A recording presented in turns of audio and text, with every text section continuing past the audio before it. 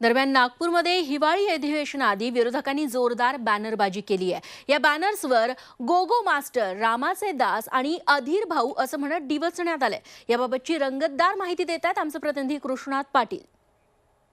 वेगवेगळ्या पोस्टर्स बॅनरच्या माध्यमातून विरोधक काय बोलले, कोण कोणास म्हणाले हे देखील सांगण्याचा प्रयत्न या ठिकाणी करण्यात आलेला आहे। मला शिंदे सोबतचा भाजप आवडत नाही, मला अजितदादांसोबतचा भाजपही आवडत नाही, मला देशाची सेवा करणारा भाजप आवडतो असं खाली लिहिलंय अधीर भाऊ म्हणजे सुधीर भाऊ मुनगंटीवार यांच्यावर ही टीका करण्यात आलेली आहे। त्याचबरोबर दुसरीकडं कोण कोणास म्हणाले या माध्यमातून ओबीसी मुद्द्यावरून बोलायचे असेल तर छगन भुजबळ यांनी मंत्रिपदाचा राजीनामा द्यावा, मंत्रिमंडळातून बाहेर पडून त्यांनी यावर बोलावं असं राधाकिशन भाऊ म्हणजेच राधाकृष्ण विखे पाटील यांना लक्ष करण्याचा प्रयत्न केलेला आहे।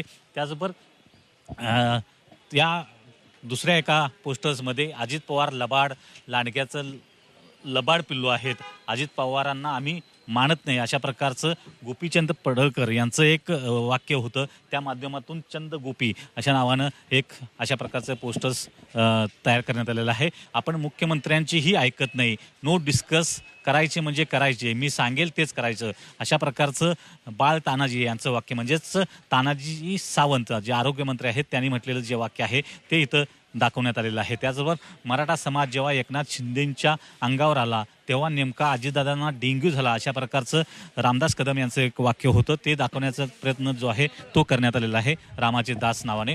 त्याचबरोबर सर्व भाविकांनी माझ्यासाठी प्रार्थना करावी, हे महादेवा मला मंत्री करा अशा प्रकारचं भरत गोगावले जे आमदार आहेत शिंदे गटाचं त्यांचे पोस्टर्स करण्यात आलेले आहेत, त्यामध्ये गोगो मास्टर असं लिहिण्यात आलेलं आहे।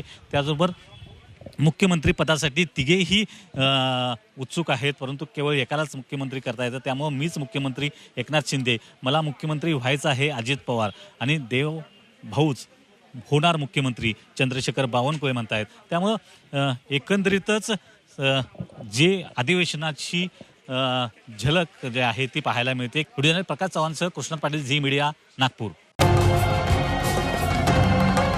छत्रपतींचा विचार म्हणजे